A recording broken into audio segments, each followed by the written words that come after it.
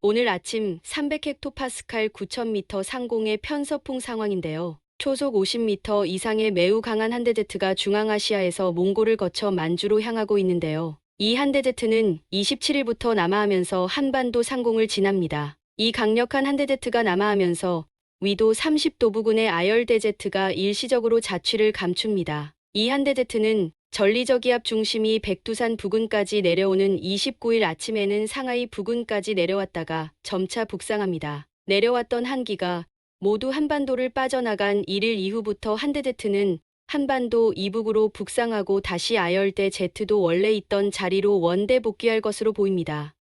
오늘 아침 중층 대기인 500헥토파스칼 소용돌이도 상황인데요. 영하 45도 이하의 매우 강한 한기가 시베리아와 몽골 지역에 포진해 있네요. 매우 넓은 지역에서 포진했던 한기는 27일 한랭액을 가진 전리저기압으로 발달하면서 남하 속도가 점점 빨라집니다. 28일 아침에는 북한 지역이 영향을 받기 시작하고 오후에는 우리나라 전체가 영향권에 듭니다. 이 전리저기압의 중심은 29일 아침 백두산 부근까지 내려오는데요. 이때 강한 돌풍이 불며 비나 눈이 내리고 우박도 떨어지는 곳이 있을 것 같습니다. 이 전리저기압은 29일 밤에 동해북부 해상으로 진출하면서 극저기압으로 발달하는데요.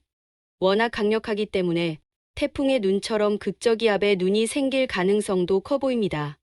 3월 26일 수요일 아침입니다. 만주에서 다소 한랭한 고기압이 내려오면서 대부분 지역의 기온이 어제보다 4도에서 7도가량 낮았는데요. 다만 남해안과 영남 지역은 어제와 같거나 조금 낮았습니다. 강한 저기압이 발생한 고비 사막과 내몽골 고원지대에는 강력한 황사가 일고 있는데요. 아침에는 황사의 영향을 받으면서 미세먼지 농도가 다소 높습니다. 어제 중국 내륙에 불어닥친 강한 열파 여파로 제주 지역이 더웠는데요. 바람이 많이 부는 제주 지역에서 1907년 기상관측 이래 급값이 발생한 것은 다소 이례적인 현상입니다. 어제 제주 기온은 28.8도를 기록하여 구미가 세운 23일 급값을 이틀 만에 갈아치웠네요.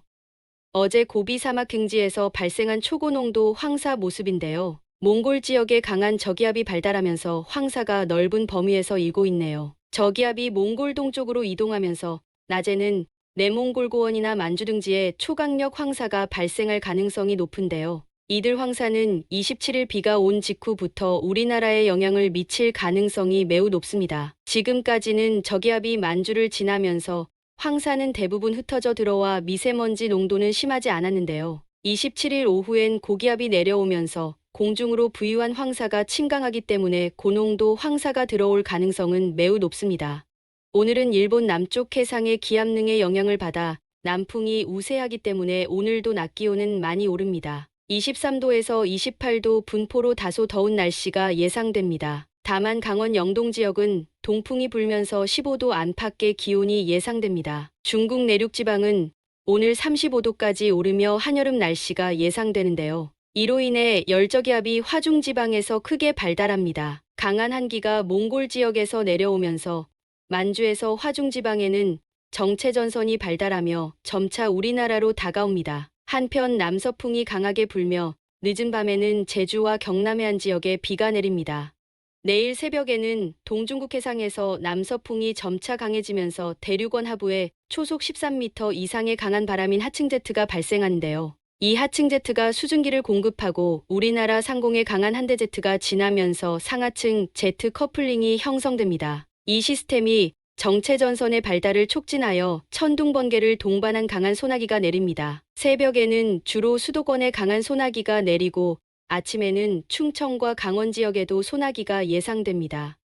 정체전선은 밤과 새벽에는 매우 강한 호우를 일으키지만 해가 뜨면 강수 강도가 약해지는데요. 정체전선이 다소 빠르게 남하하면서 소나기의 강도는 점차 약해질 것 같습니다. 정오 무렵에는 정체전선이 충청지방으로 내려오면서 수도권 지역에는 비가 그칩니다. 오후에는 정체전선이 다소 느리게 남하하는데요. 밤에는 남부지방으로 내려왔다가 늦은 밤에는 일본 쪽으로 이동하면서 강수가 대부분 그칩니다. 이번의 경우 지역별 강수량 차가 매우 클 전망인데요. 수도권과 충청지방은 10에서 30mm, 남부지방은 5에서 20mm, 그 외 지방은 5에서 10mm 정도 예상됩니다. 당초 예상보다 강수량이 조금 줄었습니다.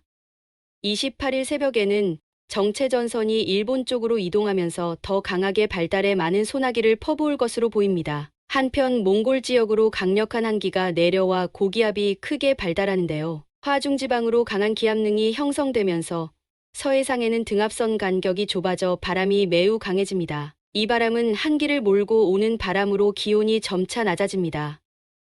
이번 한기의 범위는 매우 넓은데요. 시베리아와 극동 지역에서 내려온 한기가 몽골과 만주 지역에 넓게 포진합니다. 만주 지역의 한기 일부가 동해상으로 내려와 동해안 지역에는 아침부터 비나 눈이 옵니다. 오후에는 상층의 전리저기압 전면부가 서해상으로 내려오면서 중부권으로 강수구역이 확대되다가 밤에는 다소 소강 상태를 보일 것 같습니다. 29일 아침에는 영하 47도의 강력한 한랭액을 가진 전리저기압 중심이 백두산 근처까지 내려오는데요. 이때가 전리저기압의 회전운동 에너지가 최대가 되는 시점인데요. 아침부터 비바람이 거세게 몰아치는 등 매우 거친 날씨가 예상됩니다. 일부 지역에는 돌풍과 함께 우박이 떨어지고 산간 지역에는 눈이 내리는 곳이 있을 것 같습니다. 이 전리저기압은 동해상으로 내려와 극저기압으로 발달할 가능성이 매우 높은데요. 영하 45도의 중심 한기가 동해 북부 해상으로 진출하면 태풍의 눈처럼 극저기압의 눈을 볼 가능성도 있을 것 같습니다. 극저기압이 동해 북부 해상에서 강하게 발달하고 북동진하는데요. 이에 따라 화북지방의 시베리아 고기압이 화중지방으로 내려오는 속도도 빨라집니다. 밤에는 시베리아 고기압이 남서해상으로 진출하는데요. 고기압이 접근하면서 구름이 걷히며 날씨는 맑아집니다. 30일 아침은 남서해상에 위치한 한랭한 고기압의 영향으로 맑은데요. 복사냉각 효과와 남아있는 상층 한기로 기온이 많이 떨어집니다. 서울이 0도, 부산이 1도까지 떨어지는 등 영하의 기온을 보이는 곳이 많을 것 같습니다. 낮에도 상층 한기가 계속 남아있어 기온이 오르지 않는데요. 중부권은 8도 안팎, 남부권은 10도 안팎의 기온 분포가 예상됩니다. 이달 말일인 31일에도 계속 남아있는 상층 한기와 복사냉각 효과로 아침 기온은 전날과 같거나 좀 더 낮을 전망인데요. 다만 낮 기온은 다소 오르면서 평년 기온을 1, 2도 가량 밑돌 것 같습니다.